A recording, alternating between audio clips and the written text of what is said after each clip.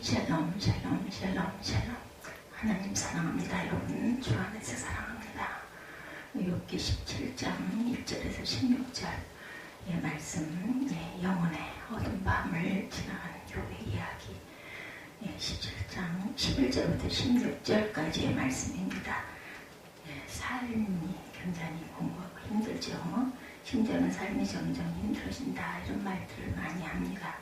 경쟁사회에서 뒤처지는 것은 곧 인생의 부도로 이어진다라는 것을 생각해서 어떻게든 살아남기 위해 혼신을 다하다 보니 삶이 굉장히 힘들게 느껴지는 그런 분들이 많이 계십니다. 오늘 본문의 내가 살 날은 이미 다 지나갔다, 계획도 희망도 사라졌다, 절망의 늪에 빠진 분들, 이런 고백이 많이 나오죠. 11절에 나의 날이 지나갔고 내 계획 내 마음의 소원이 다 끊어졌노라, 이렇게 시작합니다. 11절에 그들은 밤으로 낯을 삼고 빛 앞에서 어둠이 가깝다 하는구나. 내가 수월이 내 집이 되기를 희망하여 내 침상을 흑암에 펴놓음에 무덤에서 너는 내 아버지라, 부더기에 너는 내 어머니 내 자매라 할지라도 나의 희망이 어디 있으며 나의 희망을 누가 보겠는가. 우리가 흙 속에서 살 때는 희망이 수월의 문으로 내려갈 뿐이니라, 이렇게 고백합니다. 이 절망의 늪이 너무도 깊어 그저 캄캄한 어둠만 보일 때 욥의 친구들처럼 곧 밤이 지나갈 것이라고, 곧 날이 밝아올 것이라고 말하는 것이 위로가 되지 못합니다.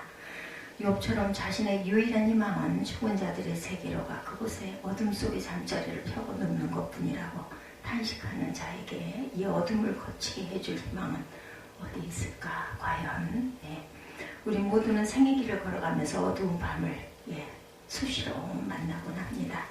어둠의 짙고 옅음이나 길고 짧음의 차이만 있을 뿐 생의 어두운 밤은 모두 사람들에게 부딪히는 현실입니다. 이 어두운 밤을 어떻게 생각하느냐, 이 어두운 밤을 어떤 자세로 맞닥뜨리느냐 하는 것이 중요하지만 그래도 가능하면 피하고 싶은 것이 솔직한 심정입니다. 누가 욥처럼 생이 극심한 어둠 가운데 빠지기를 원하는 사람은 아무도 없죠.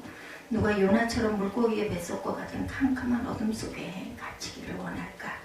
생의 어두운 밤도 감당하기 어려운데 우리 신앙인에게 또 다른 어두운 밤이 존재합니다. 하나님께로 가는 신앙의 여정에 갑자기 사망의 음침한 골짜기가 나타나곤 하죠. 우리가 걷는 구도의 길에 물 한 모금 마실 수 없는 사막이 나타나기도 합니다. 심지어는 하나님의 부재를 느끼는 아골골짝 빈들도 나타나고 하나님의 충고를 경험하는 골고다 언덕도 나타나곤 합니다. 피하고 싶지만 피할 수 없는 이런 영적인 어두운 밤은 도대체 어떤 종류이고 왜 우리의 신앙의 삶에 이렇게 나타날까? 이것에 대해서 오늘 십자가의 성 요한이 쓴 영혼의 어두운 밤을 통해 여러분과 함께 묵상해 봅니다. 십자가의 성 요한은 우리 인간이 두 가지 기본적인 영역에서 활동하는 것으로 간주하죠. 감각적인 세계와 정신적인 세계가 그것인데, 오감과 같은 감각적인 능력을 통해 외적인 것을 인식하고 지성과 기억과 의지와 같은 정신적인 능력을 통해 영적인 것을 인식합니다. 인간이 성숙해간다는 것은 이 두 영역에서 다 변화가 되는데, 하나님 앞에서 새로운 존재가 된다는 것은 이 두 영역이 다 새롭게 되는 것을 의미합니다. 또한 어두운 밤의 두 차원을 말하는데, 인간이 무엇인가를 행하는 능동적인 차원과 인간은 멈추고 하나님께서 행하시는 수동적인 차원이 바로 그것입니다. 그래서 어두운 밤 이 두 영역과 두 차원이 서로 만나서 네 가지 단계로 이루어집니다. 수동적 감각의 어두운 밤, 능동적인 정신의 어두운 밤, 수동적 감각의 어두운 밤, 수동적인 정신의 어두운 밤이 바로 그것입니다. 하나님과의 합일의 과정으로 나아가는 영적인 감각이 여전에서 어떻게 변화되어 있는지에 대한 통찰을 한번 바라봅니다.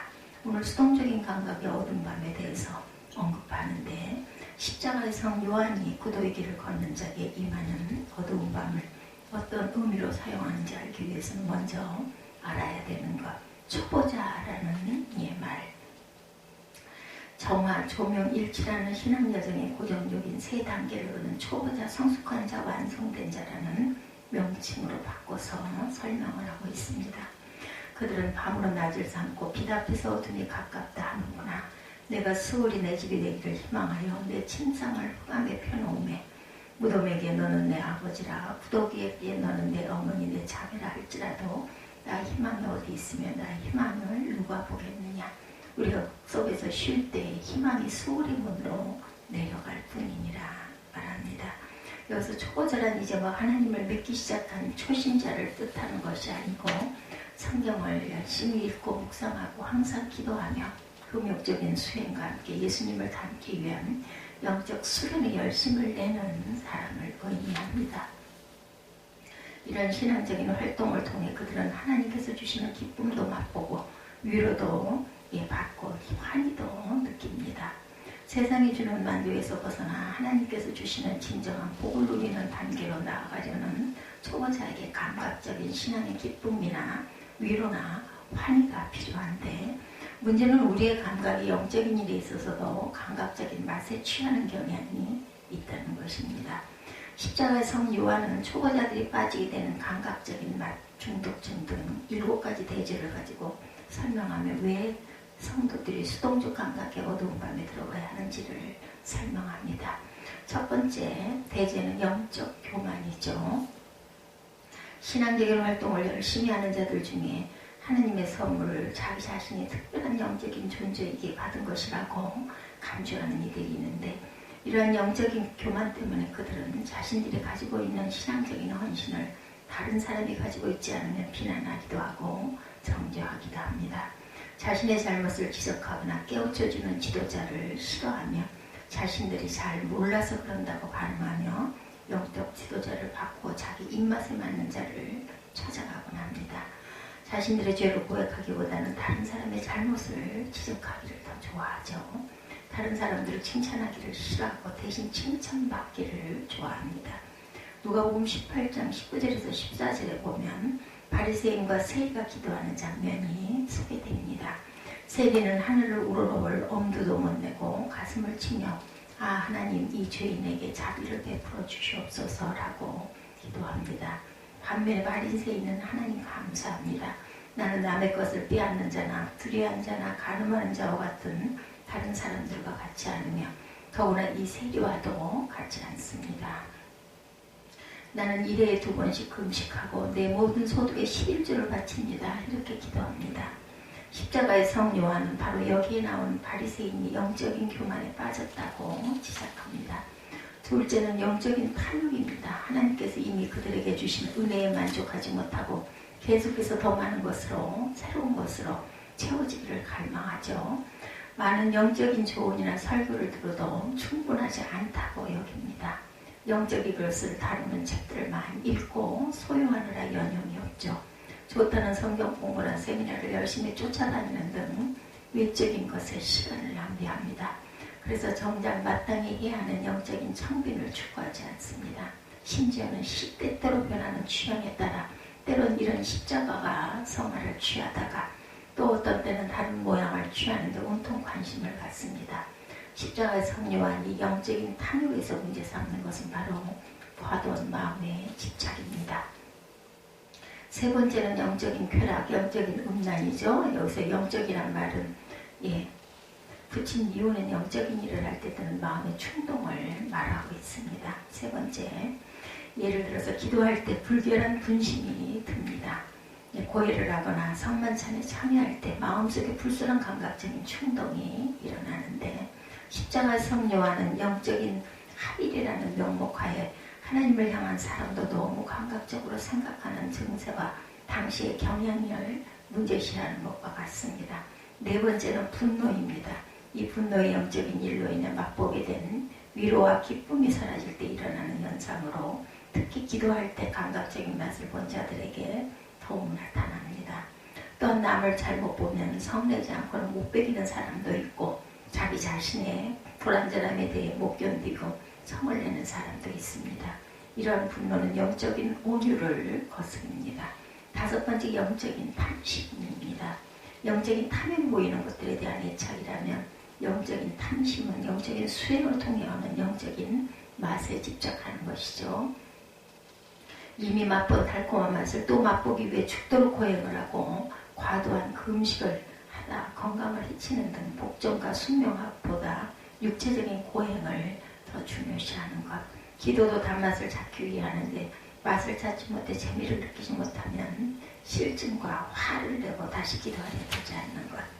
맛과 위로를 찾기 위해 묵상하다가 묵상을 하는 등 맛을 끓여만 합니다.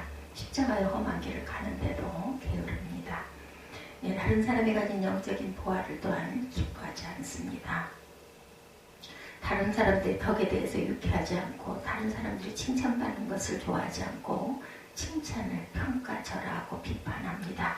매사에 자기만 높이려 하기 때문에 남이 자신에게 찬사를 보내지 않으면 눈에 쌍심지를 켭니다. 교회 봉사도 영적인 질투심에 사로잡혀서 합니다. 마지막 7번째는 영적인 나태. 영적인 단맛에 익숙해 있는 자들은 영적인 것에서 단맛을 찾지 못하고 지루해하고 가까이 하려 하지 않습니다. 예를 들어 기대 중에 자기 바라던 맛이 생기지 않으면 기도를 하지 않거나 마지못해 합니다. 이들에게 중요한 것은 자신의 뜻이고 자신의 재미입니다. 그래서 하나님의 뜻에 자신의 뜻을 맞추는 것을 꺼려하고 자신이 원하는 것을 하나님도 원하시기를 바랍니다. 자신이 뜻하지 않고 자신의 재미를 느끼지 못하는 일은 하나님의 뜻도 아니라고 생각하고 자신의 마음이 흡족하면 하나님이 좋아하신다 이렇게 생각을 한다는 거죠. 착각합니다. 하나님을 자신을 측량하는 것이 아니라 자신의 기준으로 하나님을 측량하는 삶. 이 7가지 죄에서 제한 자유롭지 않음을 돌아봅니다. 영적 교만, 영적 탐욕, 영적 쾌락, 분노, 영적 탐식, 영적 질투, 영적 나태. 이 중 어느 것 하나에도 자유롭지 않음을 직시합니다. 이 7가지 죄를 해결하지 않고는 성숙한 자로의 영적 성장을 우리가 기대할 수가 없다는 거죠. 이것을 해결하기 위해서 수동적 감각의 어두운 밤으로 들어가야 하는데 이곳에서는 하나님께서 모든 활동의 주체가 됩니다. 무엇보다 먼저 하나님께서 초보자들이 익숙해 있는 재미와 맛을 젖을 뗍니다. 젖을 뗀다는 상징은 십자가의 성령 요한이 자주 사용하는 메타포로 초보자에게 성숙한 채로 나아가는 과정에서 일어나야 되죠. 아기를 출산하면 어머니는 따스한 가슴에 체온을 덮여주고 달콤한 젖을 주고 팔로 안아줍니다. 그러나 어머니는 아기가 커감에 따라 부드러운 사랑을 감추면서 응석을 받아두지 않고 젖가슴에 쓴 약초를 바릅니다. 그리고 아기를 품에서 내려놓고 제 발로 걷게 하죠. 이 과정에서 어린 아기가 경험하는 것은 어머니로부터의 내버려짐입니다. 익숙한 젖 대신에 쓰디쓴 낯을 내죠. 이처럼 어두운 밤은 그동안 익숙해 있던 영적인 단맛을 더 이상 맛볼 수 없고 단지 쓴맛만 맛볼 수 있다는 거죠. 하나님으로부터 버려짐을 경험하는 곳, 하나님의 부재와 성실을 체험하는 곳입니다. 민수기 11장 4절에서 6절에 나오는 이스라엘 백성의 비유에서 기도를 해서 하나님과 깊은 사귐으로 들어가지 않고 성경을 읽어도 깨달음이 없고 예배에 참석해도 예배에 기쁨이 없고 삶을 이끌어가던 영적인 만족감도 더 이상 느끼지 못하는 이것이 내면의 암흑에 빠진 자의 실존이다. 그래서 민수기 11장 4절에서 6절에 이스라엘 백성의 비유하죠. 최고란 이스라엘 백성에게 하나님께서는 하늘의 음식을 만나를 주셨어요. 그러나 고기를 먹고 싶다고 불평하죠. 그러면서 이집트에서 생선과 마늘도 먹었는데 이렇게 탄식합니다. 이제는 입맛을 볼 수가 없구나 한탄하죠. 이스라엘 백성이 입은 애굽에서 먹던 것의 맛에 익숙해 있었습니다.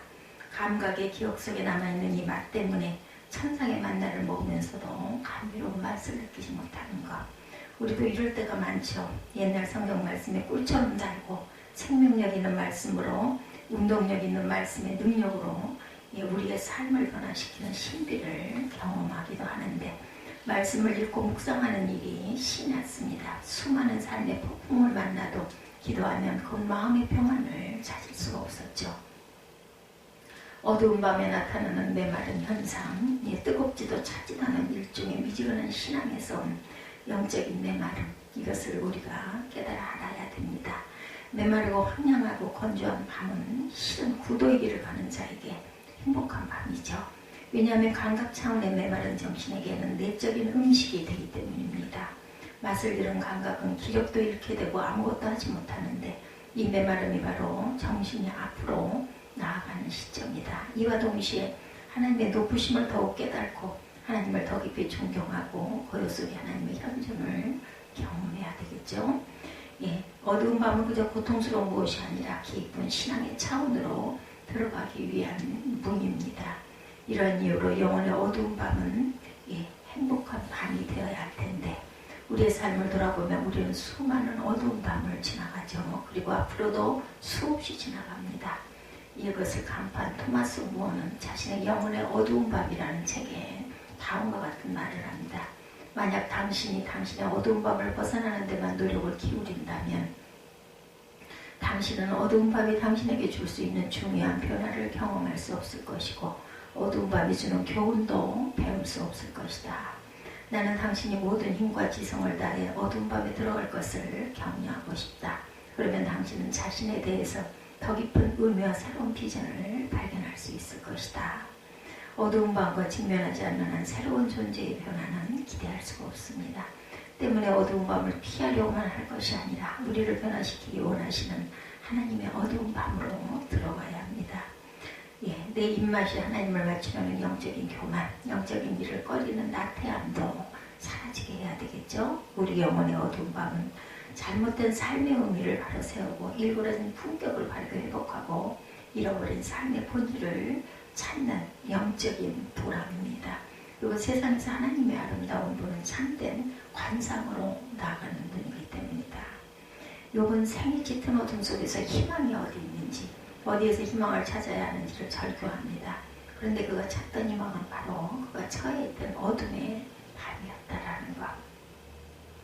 영적 여정에 어두운 밤을 허락하셔서 감각적인 그러한 맛을 추구하는 우리 인생을 새롭게 해주실 것을 간구합니다. 어두운 밤은 피하고 싶은 것이 솔직한 우리의 심정이지만 이런 우리를 긍휼히 여기시고 어두운 밤에 우리를 정화시키는 영적인 도량으로 받아들이게 하시고 그곳으로 들어가 우리를 변화시키는 주님의 손길을 고요히 바라보는 그러한 저와 여러분이 되시기를 주님의 이름으로 축복합니다. 기도하시겠습니다.